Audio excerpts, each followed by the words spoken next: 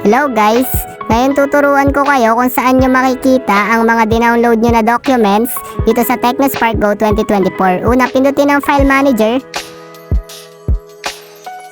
Ayan, kapag napindot nyo na tong File Manager, makikita nyo yung browse dun sa parting baba. Dito sa right side, pindutin nyo lang. Then ayan, kapag napindot nyo na yung browse sa parting right side, makikita nyo dito yung documents. Kasunod siya ng image. Mababasa nyo yung documents. Pindutin nyo lang yung documents. Then ayan, napindot na natin yung documents. Andito na tayo. Makikita nyo dito yung all documents. Makikita nyo naman na naka-all siya. So, it means halo-halo yan. PPT, PDF, Doc, XLS, and other files.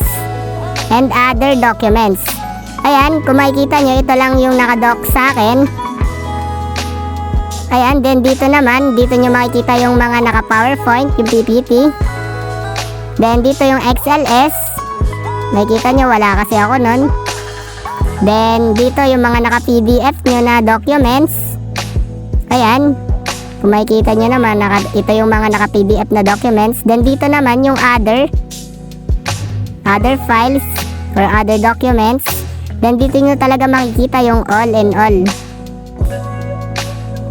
Ayan, ganun lang kadali para makita ang mga dinownload nyo na documents dito sa TechnoSpark Go 2024.